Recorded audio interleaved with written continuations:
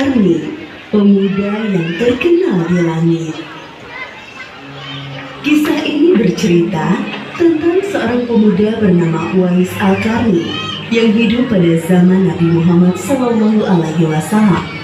Nama Al-Qarni yang disematkan padanya memiliki arti yang dalam bahasa Arab penghuni langit. Melalui kisah ini kita akan mengetahui siapakah sosok Uwais yang namanya sangat terkenal sampai ke langit. Ternyata hal ini terjadi karena ketaatan Uwais kepada ibunya. Uwais adalah seorang pemuda yang berasal dari negeri Yaman. Sejak lahir, ia memiliki penyakit sopak, timbul bercak-bercak putih di seluruh badan. Uwais adalah pemuda yang soleh dan giat bekerja. Sehari-hari ia mengembala domba milik para tetangga untuk memenuhi kebutuhan hidup.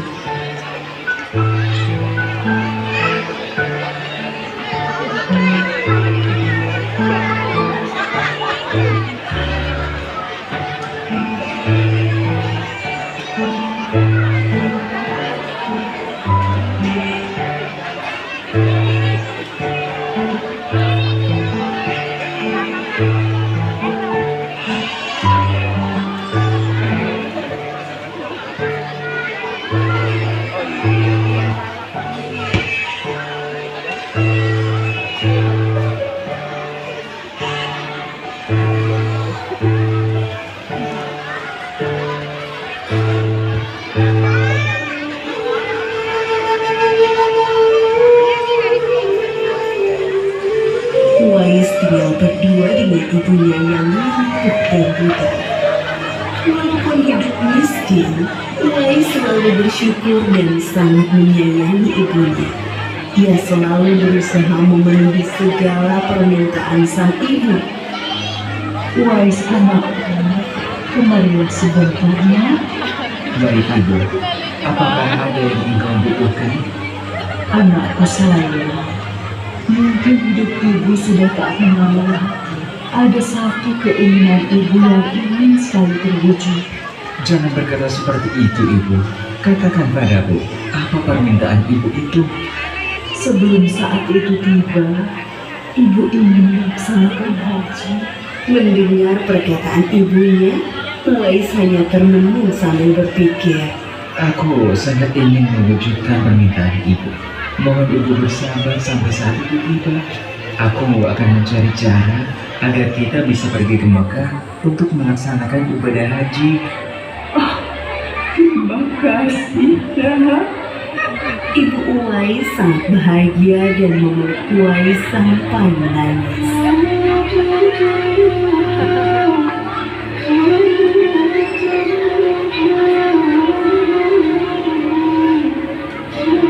Ya Allah, bagaimana cara hamba membawa ibu hamba yang lumpuh dan buta untuk pergi ke Mekah? Sedangkan jarak dari Yaman ke Mekah sangat jauh, melewati padang pasir yang tandus. Biasanya orang-orang pergi ke sana menggunakan unta. Seekor domba pun aku tidak punya, apalagi unta. Uwais terus berpikir dan akhirnya menemukan suatu ide. Keesokan harinya, Uwais menemui pemilik domba dan membeli satu ekor domba untuk dipelihara. Namun uangnya hanya cukup untuk membeli satu ekor anak domba yang kecil. Setiap hari Uwais menggendong anak domba itu naik turun bukit. Orang-orang yang lewat tertawa melihat tingkah Uwais. Hei, coba lihat Uwais itu. Apa yang dilakukannya dengan anak domba itu? Dasar orang aneh. Uwais gila. Uwais sudah gila. Uwais tidak mendengarkan cemoohan dari orang-orang. Saat ini yang ada di pikirannya adalah ibunya. 8 tahun berlalu dan tibalah pada musim haji. Anak domba Uwais semakin bertambah besar. Beratnya mencapai 100 kg. Begitu pula dengan Uwais. Badannya semakin kekar dan bertenaga. Berkat latihan setiap hari, beban berat yang dipikulnya tidak terasa lagi. Sekarang semua orang tahu bahwa apa yang dilakukan Uwais adalah bentuk pengorbanannya kepada sang ibu. Uwais menggendong ibunya sambil berjalan kaki dari Yaman menuju Mekah.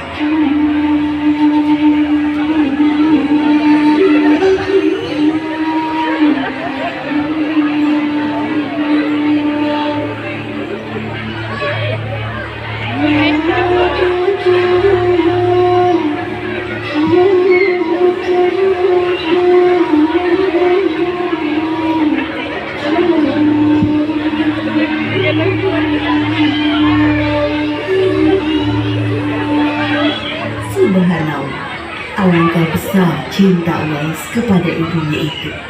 Sesampai di Mekah, Uwais tetap menggendong ibunya untuk bertawaf di Ka'bah. لبيك اللهم لبيك لبيك لا شريك لك لبيك إن الحمد والنعمة لك والملك لا شريك لك لبيك اللهم لبيك لبيك لا شريك لك لبيك إن الحمد والنعمة لك والملك لا شريك لك. Di hadapan Ka'bah, ibu dan anak itu berdoa, Ya Allah, ampunilah semua dosa ibuku. Bagaimana dengan dosamu, anakku? Dengan terampuninya dosa ibu, maka ibu akan masuk surga. Cukuplah ridho ibu yang mengantarkanku ke surga. Allah Subhanahu wa Ta'ala mendengar percakapan ibu dan anak laki-lakinya. Seketika itu penyakit sopak yang dideritanya sembuh. Hanya tertinggal satu bulatan putih di telapak tangannya. Terima kasih ya Allah.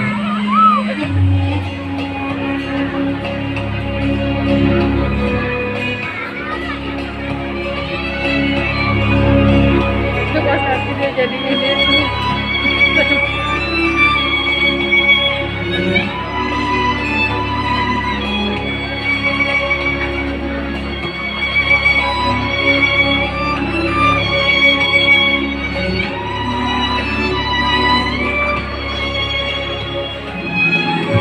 Sekembalinya dari Mekah, Uwais meminta izin kepada ibunya untuk pergi ke Madinah. Uwais ingin sekali bertemu dengan Nabi Muhammad SAW. Dengan berat hati, ibunya mengizinkan Uwais berangkat. Setelah urusanmu selesai, cepat pulang ya nak.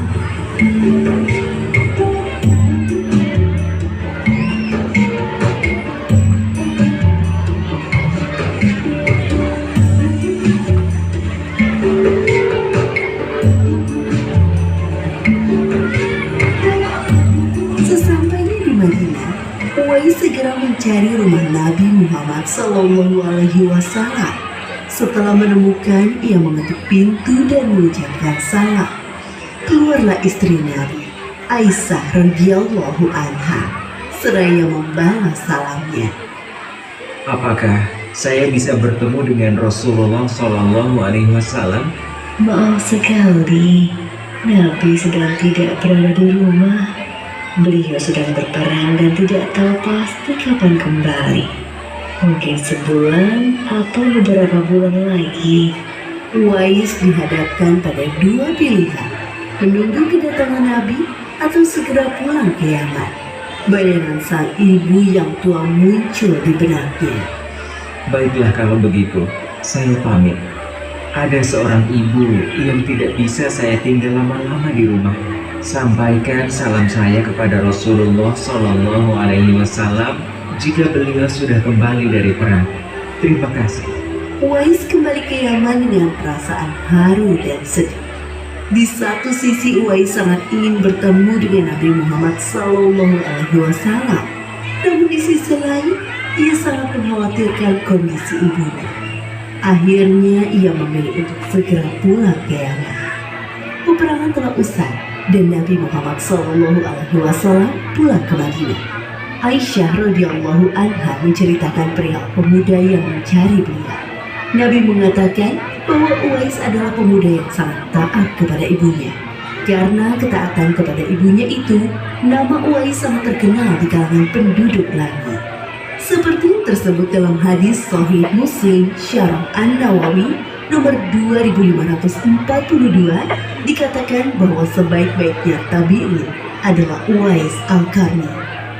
Saat Nabi Muhammad SAW berbincang-bincang dengan Umar bin Khattab dan Ali bin Abi Thalib, beliau menceritakan tentang sosok Uwais. Apabila kalian bertemu dengan Uwais, mintalah doa dan istighfar kepadanya. Dia adalah penghuni langit. Perhatikan di telapak tangannya ada tanda berwarna putih. Dulu sejak lahir ia menderita penyakit sopak. Namun atas kesalehan dan ketaatan kepada ibunya, Allah Subhanahu wa Ta'ala menyembuhkan penyakitnya. Sampai pada akhir kematian Uwais, terjadi hal yang menggemparkan. Banyak sekali orang yang hadir mengurus pemakamannya. Orang-orang itu adalah penduduk langit yang dikirim oleh Allah Subhanahu wa Ta'ala. Subhanallah, Maha Suci Allah, sungguh mulia sosok Uwais ini. Demikianlah kisah Uwais Al-Qarni, pemuda yang namanya terkenal di langit. Karena ketaatan pada ibunya, Allah Subhanahu wa Ta'ala meninggikan derajatnya. Dalam kisah ini dapat kita ambil pelajaran berharga bahwa kita harus berbakti kepada orang tua. Semoga kisah Uwais Al-Qarni ini menjadi pengingat agar kita selalu mendoakan kedua orang tua di setiap waktu dan menambah ketaatan kepada mereka.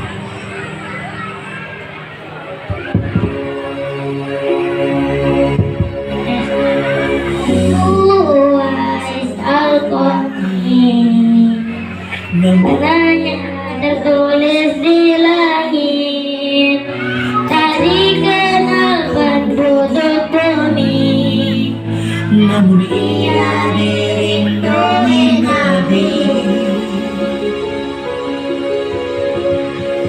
Uwais Al-Qarni, pada ibunda yang berbakti, Allah berilah derajat tinggi, syafaatnya pasti terjadi.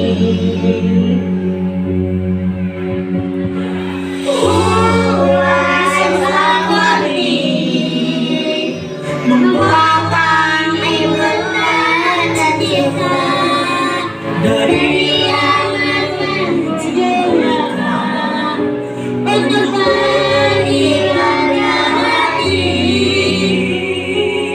Uwais Al-Qarni, hatinya dijumpa Nabi, namun betapa sedih hati Nabi tercinta